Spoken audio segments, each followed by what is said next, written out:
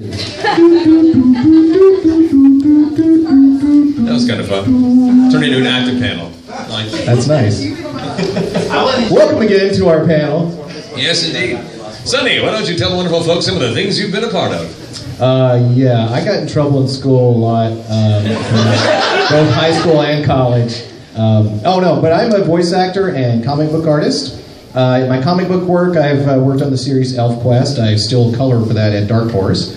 I had my own comic book series, We Shadows, published at Tokyo Pop. And I'm also a voice actor, primarily, and director, mostly at Funimation, but I've done a lot of video games and stuff. You probably know me as Krillin on Dragon Ball Z. Yeah, give it up for Krillin! Maze Hughes on Full Metal Alchemist. Yeah. Usopp from One Piece. No? Oh, okay, nobody likes Usopp. Together.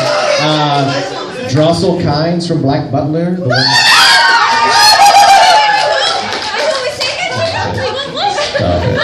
And I was the original Toonami Tom for Cartoon Network, so before most of you were born, I was Matt, what do you do? Stuff. Hi, my name is Matthew Mercer. I'm an actor and voice actor from Los Angeles, California. I've worked primarily in cartoons and video games, things I've been a part of, let's see. Well, recently, next week, Arkham Knight comes out, where I play Tim Drake Robin. I worked in an RPG series called Tales of Exilia, and Exilia 2, where I voiced Alvin. Yeah. Fire Emblem Awakening. You guys played that? Always strong. There's also a little bit in Smash Brothers. A little bit. As far as cartoons go and anime projects, was Tigra on the new Thundercats on Cartoon Network. And then the upcoming Wabbit series, which is the new Bugs Bunny cartoons that start coming out in October, I think. I have a character named Bigfoot, who's a new original character, dude. So I'm excited about that one. And then Levi Attack on Titan. And other fun stuff. So yes. So this is going to be a Q&A. So you guys have any questions? No? Okay. Thank you guys so much for showing up. This is a really great panel. Don't be shy. Like you. Well done. Arm up. What you got? What's your guys' worst experience with a fan asking you for something? Worst experience with a fan asking you for something. I said this at the last panel. I was at a convention and the fan brought this sculpture that they made. It was kind of scary looking, and it looked like it had been painted in blood. And she said, "Could you sign this?"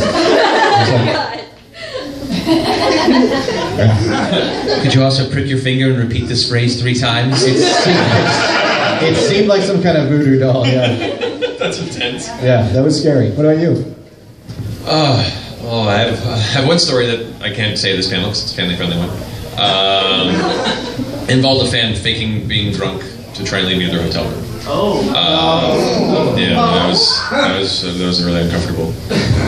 I had a fan, I was walking in by a swimming pool after hours, and it was in Florida, and she was in the swimming pool, and she goes, "You're Maze Hughes." And I went, "Yes," and she flashed me. It's good to be the king. She was very attractive. I was just like, "I'm sorry, I didn't catch that," and she did it again.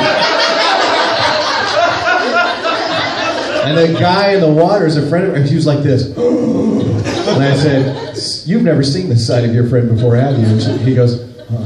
I said, "Son, you owe me." Wow, there you go. I wouldn't call that a bad experience, though. No. Interesting. Interesting. Yeah, not my typical day. Yeah, not really. Yeah, that's difficult. Although I'd say it's a bad experience. I felt bad. There was a gentleman who came by and asked me to sign his arm. And I was like, all right, sure. Yeah, I'll wash off in a week. So I just kind of, BS my way through the signature real fast. Let me guess. He tattooed it. Yep. Oh. Came back the next day to show me his tattoo. I'm like, dude, you should have told me. I would have made it legible. I know. Oh, man. I made that same mistake. I'll sign your arm, whatever, I've signed worse. I don't want to find out that they're making it a tattoo. So now if they ask for body parts signed, it's very nice and legible. Yes. Especially if it's cleavage. I take my time. like a gentleman. Yeah. Hold it steady. Yeah, exactly. Yeah, the underline. Exactly. Do you guys have any other questions? Boom! Yeah. Matthew, Yeah. how did you come up with Leon's voice? Okay, so for Leon Kennedy, that was a combination of kind of basing it on the previous voice actor that had played him, Paul Mercer, who done an amazing job and kind of really established the character for me. And so, you know, I was familiar with his work and went back and listened to a bunch of it to try and match a similar register, but then also considering the time that has passed between the last game that he was in and the experiences he's gone through. He's a little more world-wearied, a little more kind of browbeaten by the fact that through all his hard work, these, you know, biological breakouts keep happening. So taking what Paul had done, making it a little more grizzled, a little more exhausted in a way, I guess, at points, but still keeping that true kind of Boy Scout honorable feel to it. So that's kind of where I built from there. So a lot of it's based on the previous performance, but then also kind of taking my own personal variation to it as well.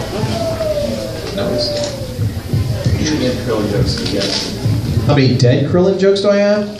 At least one for every death, which just happens like 4 times, right? The thing is that most of my characters die. I mean, Krillin dies, Maze Hughes dies, Toonami Tom died. The first Toonami Tom I did died, yeah. Reincarnated as Steve Bloom. Reincarnated as Steve Bloom, yeah. We can only hope to be so lucky. Thing is, when Steve Bloom took over, they told him to sound like me. It was actually a logistics problem. We couldn't record in Dallas and make it work. So Steve was in LA where they have better sound equipment, and back then, to record on the internet was very hard. But Steve, the first time I heard his voice, I thought it was me. And I was like, oh, that's good. You sound just like me. I thought, and I've never heard anybody do my voice because Toonami Tom was basically me. Jokes about Krillin's death. I like the ohm count that they do on Abridged. That's cool. Although Abridged, I don't think they go far enough making fun of us. You know, if you could hear our outtakes, you'd realize they could go so much further. I always said if I was doing Abridged, the first episode, would you see nothing but bathroom stalls and the legs of the Dragon Ball Z fighters underneath, and you'd hear,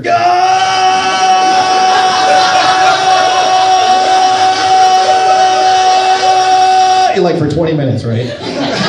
Then flushing, and that would be Dragon Ball Z Abridged, episode 1. We'd start there and go down, right? Did that answer your question? I have no idea if that answered your question. Sure. Cool. There you go. I think it's good. We'll go right here. That's it. I got a Krillin question. Okay. Okay, shoot. What do you think of Krillin marrying an android and having kids with a robot? Well, I've said this before, that 18 is basically a sophisticated blow-up doll. And they can have babies. But actually, I think it's a translation problem. I think originally it wasn't supposed to be an android. I think it's a cyborg, right? And they just thought, oh, what is that called? I think it's called Android. And they just named it Android. But I really think that's what it is, right? Because she was a cyborg. She had part human body parts, right? Yeah. Somebody asked me today, before I started talking, was it you? Maybe it said that, hey, do you change your voice for Krillin, or is that it? And I went, no, I've talked like this all my life. People used to make fun of me in high school and stuff like that. I never thought I could get a job talking like this, but yeah, it's very weird. Any other questions?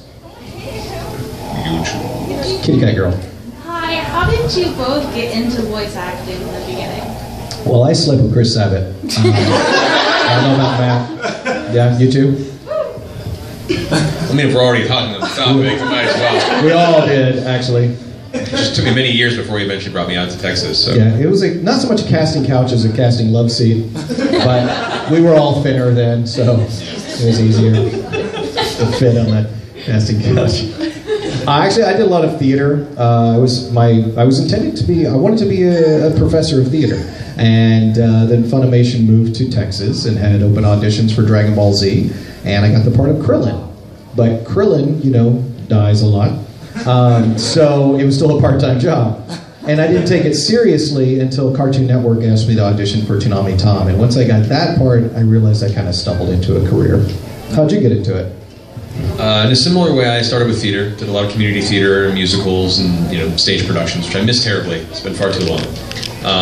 But that was where my training began, and through a circumstance, met a lot of the guys who used to do the early posts from Magnitude 8 and Zero Limit, which are the guys who did Cowboy Bebop and Trigun and all the West Coast anime.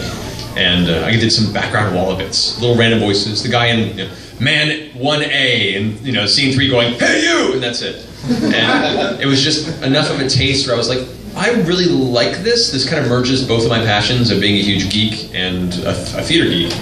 So after years of kind of just dabbling in that, I finally decided to give it a shot while I could take the risk and quit my job.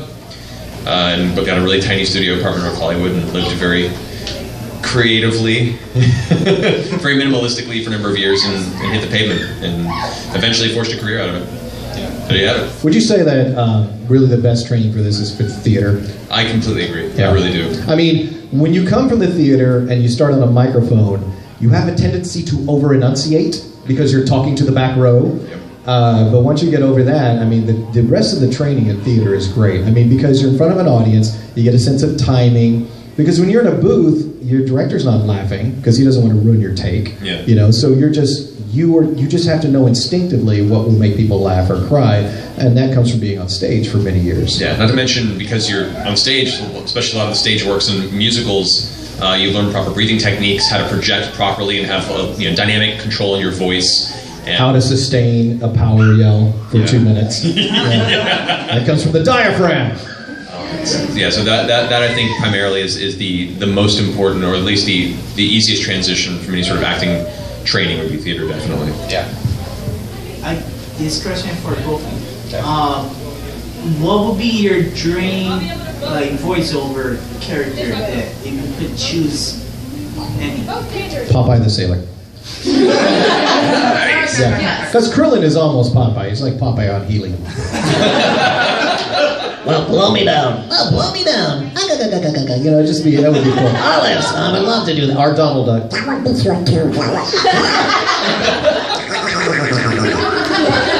Mickey, I don't care. Yeah. I'm easy. Phrases you will not hear on an official Disney. I'm easy. Come here, Minnie. Oh, Mickey. Oh, you won't? Okay, you're not going to go for it? Okay, Donald, come here.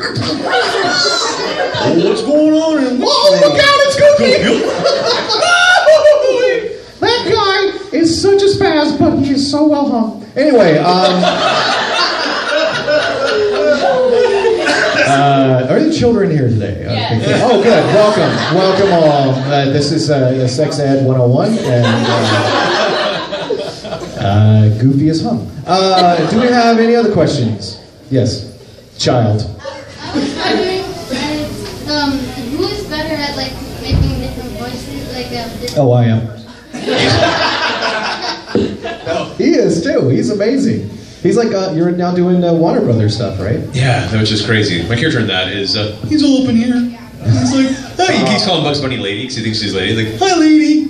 To Bugs Bunny? Yeah. Hey, what's up, Doc? Yeah, it's like, hey, lady, want to play a game? Yeah, what do you want to play? You go looking for carrots, and he's just like he's the Bigfoot character. Is he a rabbit? He's a giant Bigfoot. Oh, wow. He's an actual giant Bigfoot who is super naive and sees the world with the brightest eyes and is just super excited at all times, but unintentionally destroys everything in his path. Sounds like a dream role. It's pretty great. But yes, I mean, when it comes to character voices, there are some voice actors that have a tremendous range, Mel Blanc style, and there are some actors that have a very small range but are very good at that range, and they get cast in that consistently. So like in anime, especially if you've got a teenage voice, like Vic Mignogna or something, you can get a lot of work. Mm-hmm. Yeah. Which I get the goofy parts, or the dads. I play a lot of dads. And so ever since Maze Hughes, if there's a character who's a dad, they would cast me. Mm-hmm. Especially if you had glasses. It looks like Maze Hughes, let's get Sonny. So there's tons of these Maze Hughes clones in all the Funimation productions. Yeah. Next question. Yes. Has there ever been a character that you struggled to decide what the voice should sound like? No, that's part of the fun, isn't it? Yeah. Creating a voice. Yeah, I'd say the struggle would be not so much with character work, but with commercial auditions. Outside of cartoons and video games, there's also a whole world of commercial, which all stuff you hear on the radio or various commercials with voiceover on television. And consistently, you'll get a script, and the description is, you know, a regular guy. Dude you want to have a beer with. You're like, what does that even sound like? I have beers with all kinds of people. And sure, and like you'll hear it and you'll do your read of what sounds natural, and then you hear it on the radio. The guy actually booked this spot, and it's like, this weekend at Home Depot, the ladders are $10. You should go. Like that's I don't know. I would not drink with him at all. Yeah. No. Doesn't sound interesting at all. So that's problematic for me, at least. Yeah. I do like to, if it's a long series for anime or something, I like to read the manga, because when you read comics, you've got a voice in your head anyway, and it's like, oh, just do that voice that you hear. That helps. But like, I played Apachai on Kenichi. You guys seen Kenichi? Yes. He's this big old guy, right? And he speaks in broken English or broken Japanese, whatever. He's a foreigner to the Japanese people. And in the original Japanese, everything is up here. It's like, what are you doing? But I thought it'd be funnier if he talked down here and then occasionally had this like psychological hiccup where you go, Appa! You know? So like, Muay Thai is the art of killing a man. Appa! And usually it doesn't, you usually want to try to sound like the Japanese as much as possible. But in this case it worked and I got cast because Monica Rial was the director and she went, that's interesting. Yeah, let's use that. Yes, Devil Girl. Okay. In your opinion, is Levi a bottom or a top? Well, really close to a genuine spit take there. I was counting down to where we got to this part of the panel. Yeah. It's an adventure. Kind of early. Yeah. Yeah. And who would you ship it with? Supposed to add What to the other question. male character would you ship it with? Oh man. Bottom. I think it really depends on who the ship is. That's a good point. Irvin, probably a bottom. Aaron, definitely a top. I'll leave it at that. Matt Mercer, power bottom. Yeah. Most likely. Any other Either way, it's ridiculous. He likes to keep things clean. suggestions? Who would you ship in Dragon Ball Z? Who would I ship in Dragon Ball Z? Yeah. No one. I don't play that game. Come on. But definitely Vegeta and Goku. Yeah. Any other questions? Spirit bomb. Yeah, that drop that hard. Any other questions that don't involve sex? Yes. If you could be anyone in a video game, who would it be? Anybody what? In a video game. Good luck with that. If for whatever reason George Newbern is not available or befalls some horrible accident or tragedy in the meantime and cannot reprise his role as Sephiroth in the Final Fantasy VII Remake, I would be all over that. All over that. And if not that, Magus in any sort of Chrono Trigger remake or sequel. I played a game called City of Heroes where you could create your own characters. I would be one of my characters, it was a speedster who looked kind of like a rabbit, and I called him the Mock Hare. I would be him. I like that. Yeah, he was a cool character. I was a terrible person in that game. Really? What were you? I was a teleporter, and I had like the teleport teammate, and so I'd find the highest skyscraper, and people would be like, looking for group, and I'd like, join my group. They join, I teleport them off the side, they'd fall, but you couldn't die from falling. You just go to one hit point. I wish I knew you then. We'd be playing that together. So they'd be setting people up for disaster. Exactly. It would be awesome. We'd just be a couple of villains. It would be so great. But like, you couldn't die from falling. You'd go to one hit point. So I make sure to drop them over a group of thugs. They're like level 1. So they'd fall, go to one hit point, and then a bunch of level 1 dudes that normally would give you a problem just come up and just do the one hit point and kill them. And then I'd start teleporting their body over the edge multiple times until eventually they left the group. I was an awful person. That's an awesome power. That really is an awesome power. Thank you. Hooray for trolls. That's like Super Troll, though. Yeah. No trolls can't usually drop you off of buildings. Super troll. Now there's a super villain idea. Super Troll. Who just goes around just messing with other superheroes. Not like doing anything bad against society and not like genuinely trying to hurt somebody, but just mess with their day. Yeah. Yeah, that's awesome. You guys were here when we created this, okay? You're going to see Super Troll comics coming out soon. Deadpool's almost a super troll. Yeah, I would say so. Yeah, it kind of falls in that category. Super Troll. It's going to happen. Yeah. Let's do it. Let's do a webcomic. Yes. Next question. I see a hook raised. What was your favorite thing about Resident Evil? My favorite thing about Resident Evil was being in it.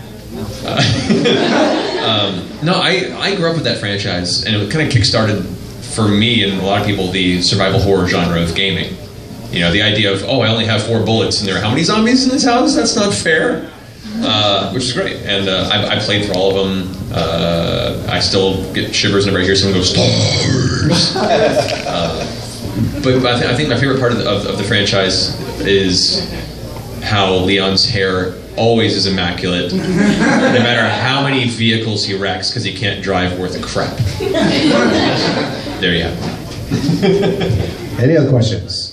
Yes. Do you ever have any issues staying in character, keeping the voice consistent over time? It depends on the voice. Yeah, and we tend to do at Funimation, we keep a track that's sort of a reference track where the voice is exactly where we want it to be. So if they start getting out of it, let's pull up the reference track and see how far off we are and pull back into that. Yeah. Yeah. If it's something that's, you know, something we've trained in or a voice that's fairly comfortable, it's usually not an issue. If it's something that's further out of the comfort zone, like I did, I worked a bunch, many sessions of orc voices for the Shadow of Mordor game that came out last year. So if you played that game, you probably killed a lot of me. But that was 4-hour sessions of like, you stupid talk! Come here, I'm gonna eat the skin off your face. By hour 4, you're like, okay, give me a second. All right, get some tea? Thanks. And so that can be a little difficult because it just has physical strain on the voice. No matter how much training you do, there is a limit, and you start getting a little more taxed by that. And so that can be a little more difficult. That's one of the reasons you should take theater and choir, because they'll teach you how to warm up your voice. And even though you do warm up your voice before and after, sometimes you're still going to get shot, yeah.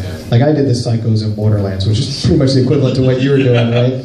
Yeah, and that was like hours and hours of just screaming and being crazy, yeah.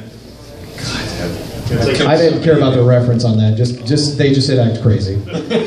I've killed so many of you in that game. I watched a playthrough as I was like, oh my god, I used to hear myself everywhere. Yeah. It's weird. I will say, as a quick addendum to that, we'll get to your question.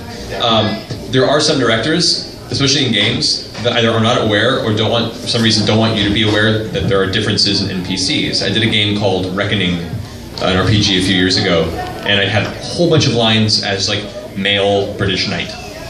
But there were different questions in different parts of the world, and I kept asking, like, do we want variations? This is a lot of lines for one voice. Like, no, we're keeping it all consistent, just one voice. Okay, that's fine. And so the entire game was this kind of young British character, and then the game came out, and I played it, and I would go to the first town, and I'm every male NPC in the city with the same voice. You walk in, and like, I'm on the ground, hurt, going, please help me, sir. There's 3 guys going, what's wrong with him? He's stabbed. What happened? Is he all right? Quick, call the sheriff. And then I walk over to the sheriff. What's wrong? Has he been hurt? Let me see what's wrong. It was just this really weird, surreal experience. It's a town of me. That is a bizarre choice. Yeah, I was really unhappy with the fact that I did not know that was going to happen, but oh well. You would think the director would, though. Not all the time. All right, now who had the question? Have you guys ever gotten stuck in characters like voice? Often. Yeah, usually like Lupin the Third. Lupin is really close to my own voice, but it's a little more smarmy like this. And when I would come home from recording, my wife would go, Lupin the Day? And I'm like, what? What? Oh, right. How do I talk? This is me, yeah. Because she gets stuck after hours of that. Yeah, for me, voice is not as much accents and dialects stick with me. If I have a specific dialect, I love them. I absolutely adore accents and dialects. Like I got honed up on my West Country for a gig I recently did for Funimation, and I got back to LA. The entire time I'm around, I can't help but talk in the West Country. I couldn't escape from it. It just stuck with me. I'd be like, what's wrong with you? Like, I'm sorry. I'm having a problem again. The brain's melting. Or Scottish. I get stuck in Scottish a lot. But yeah, like if I do a session in some dialect that I really enjoy, I'll slip into it repeatedly, and people will be like, come on, man. Come on. It's bad. Well, when I do Usopp for many hours, he talks like this, and sometimes at the end of the session, that's the only way I can talk. So I just talk like Usopp for the rest of the day, if I speak at all. Right. Sometimes it's like the next day I don't say a word to anyone. Any other questions? Yes, Devil Girl. Do you find any similar characteristics between all the characters that you play? Sometimes I think you get typecast by what they've seen you do recently.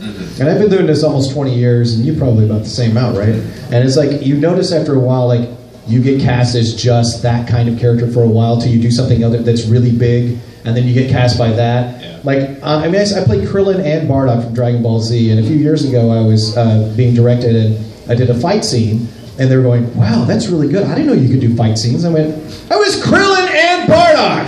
Come on! Like, oh, yeah, I was just thinking of you as like Maze Hughes, you know? I was like, okay. Although Maze Hughes has a couple of fight scenes, not really intense. Not intense, though. Yeah. Should have known. Right. Yeah, I had a while there where I was consistently being kind of the low-key, badass kind of Han Solo type, which was a great character. I enjoy it, but after like a year and a half of just that archetype, I was starting to like, kind of thirst for something change to it, some dynamic, and then Kill la Kill rolled around. And I got to be the crazy nudist beach teacher Mikisagi, and that was a nice diversion of just being over the top and ridiculous.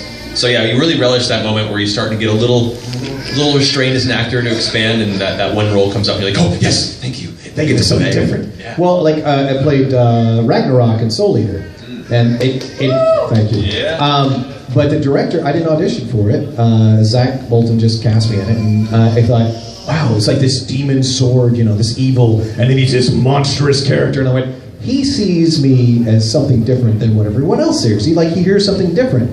But then a few episodes into it, he becomes this chibi thing that sounds like an angry Krillin, and I realized, that's why you cast me as this, right? He goes, yeah, I thought you knew. Right? No, I thought you saw something different in me. I think, no, I wanted you for that angry Krillin voice. And then you slashed his tires. Yeah, exactly. Any other question? Yes? So when you're doing your voice acting, like for like an episode, do you like record like the entire script for one character, or do you have to like keep switching back and forth like during your session? Like say you're doing like basic and the other Bardock.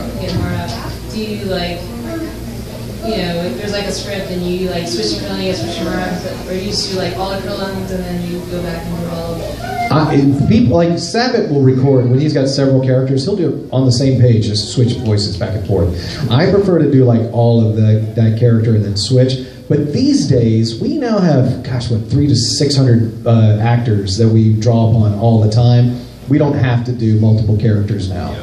So we try to stick to just one character per show. But back in the old days, we were doing all kinds of characters. I think one of my favorite parts of any project is when either you get cast as a character or multiple characters and they don't realize they interact. You know, they'll be like, oh, you play this character, I'll also play this character, kind of side character here, you know, we'll just fill in those parts there, and then they get halfway through the recording process and you get to a scene where both characters talk to each other and like, oh, crap, we forgot about that. And then you have to have that wonderful scene in the video game or the project where you're talking to yourself extensively. It's kind of fun. That's when you really have to make sure that the characters are distinct. Yeah. Or you end up with a game where everybody's you. Exactly. I'm interested and worried because there's a game some of you may have seen, Shin Megami Tensei X Fire Emblem. They got announced at E3 and they showed the trailer. Both my character Walter from Shin Megami Tensei 4 and Chrom from Fire Emblem Awakening are in the game, and they're not that different sounding. So I'm curious if it ends up making to an English translation how we're going to differentiate. Although Chrom does look a little different, darker in it, so maybe we'll take him down a bit and mix it up. It was one of those things. The maybe producer, just for the video game, be a little bit different. Right. The producer, he mentioned that to me. Went, yeah, we didn't expect that to happen. So we'll see. Hopefully, they don't recast. It happens. That does happen. Any other questions? Yes. For Matthew, can you do the proposal again in Levi's voice? This time I got it on video so I can direct all my friends back at home. She's so serious. Oh, okay.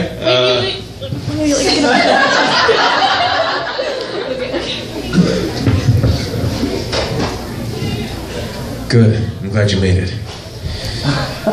Now look, we're about to go out in that field. There's probably a good chance not many of us are going to return.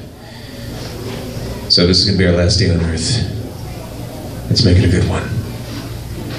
And if we come back together, I promise to make you my wife. Now go clean your book.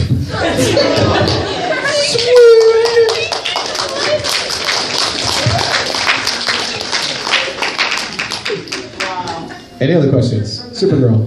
What's the most fabulous character you've played? Fabulous? Yeah, like... That would have to be Mizuzu on Ouran High School. She's that ugly drag queen. And she was giving out refresher points to everyone. She was fabulous. For me, I'd say it's Shadow Kanji in the Persona 4 series. Kanji is a great character. He's part of his character arc is he's dealing with kind of his confusion with his own sexuality. And there are shadow versions of these characters in this alternate world that basically personify their fears. And so Shadow Kanji is super over the top. Oh my god. Oh, just touch me there, why don't you? Oh, don't go away, I'm so close. Like, you know, like it's just innuendo after innuendo and over the top. Like in the fighting game, you can fight against Shadow Kanji, and when you hit him, he's like, oh, harder! Like, it's amazing. It's amazing. Is that what you meant by fabulous? Okay, good. Awesome. Fun. Shadow Kanji's a great character. Any other fabulous questions from the audience? Yes, sir. How was it playing the voice of Robin in the new Batman? You played Robin? I'm Tim Drake in the new... oh, that's right, Tim Drake. That's awesome. Which is my favorite Robin, so I was excited about that. Also, being part of that property, again, was amazing. Let alone a much bigger part. I played Anarchy and Origins. So which Robin is he? Is he Red Robin at this point, or is he? I think he's just Tim Drake Robin. It's Tim Drake Robin. Okay, cool. So Nightwing's also there. Okay. But it was a huge honor. Plus, being able to work with Kevin Conroy, Batman, was ridiculous. And the Batman. It's the voice of Batman. So to be part of that franchise was a huge honor. And unfortunately, there was one recording we were supposed to do with me and Batgirl in the same session for something that's going to come out down the road, and she couldn't make it that day. And I didn't know who was cast as Batgirl until they told me, like, she can't make it. I'm like, who was it? I was like, oh, it's Ashley Greene. I'm like, Ashley Greene? Oh, that Ashley Greene. Like the really, really cute girl that was in the Twilight movies. Wow. I'm sad she can't make it. That's a disappointing But day. nice to meet her.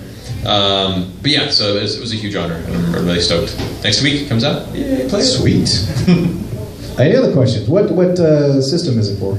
I think it's Xbox One and PlayStation 4. Oh, cool. You haven't asked about me yet. Do you have anything to say about why so many Street Fighters Are what? Bald. How many are bald? Krillin, Tien, Chaozu, and Piccolo. Yeah. Well, Krillin's the only one with a real excuse for that, though. I mean, he was a Shaolin monk. They have to shave their heads. I believe, I've said this, I have a theory about why Krillin is the way he is. You know, Krillin as a kid, he could go toe-to-toe with Goku, right? Yeah. But we don't know why. Why is this kid so superpowered? And here's my theory. Popeye the sailor was sailing along an Asian coastline. Knocks up this beautiful Asian girl, and he's on his way. I knocked up an Asian girl. Anyway, so then the girl gets pregnant, and in her shame, she takes the baby to the Shaolin Temple. And that, to me, fills in all the gaps. If Krillin would just eat spinach, he could probably go Super Saiyan, even though he's a human. That's my theory. Yeah. If we could actually coordinate that licensing crossover, that would be the most fantastic. Oh my God! Can you imagine?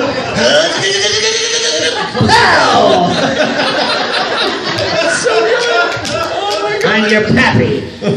Dad! Awesome. We don't even know who his parents are. We never know. I think that's why. Oh, that's beautiful. Yes, in the back. What's it like when you're watching an anime or a show or any game and you hear yourself? Now it's just another day. But it used to be kind of jarring to hear your voice on TV or in a video game or something. Whoa, that's weird, you know. My mom didn't believe it was me. She goes, that sounds nothing like you. And I was like, I was doing a voice, Mom. And she's like, I didn't know you could do that. But yeah, what do you think? Yeah, it took a little getting used to at first. You transition from that strange to, oh, that's me, to, I wish I'd done that. You know. Oh yeah, you start getting critical. Yeah. Yeah. Toonami Tom was really close to my voice, and I remember one time I wasn't home, and my girlfriend at the time was taking a nap, and the TV downstairs was on, and it was just me talking. And Toonami Tom back then went into these long diatribes about, you know, courage and things like that. But all she hears is me talking to her downstairs, and she's going, "What? What? I am trying to tell. I'm coming down. What? Where are you?" And there's the TV just going on and on about Toonami. She's like, "Oh my God." That's kind of creepy. Yeah. Yeah. But she deserved it. She was kind of a bitch.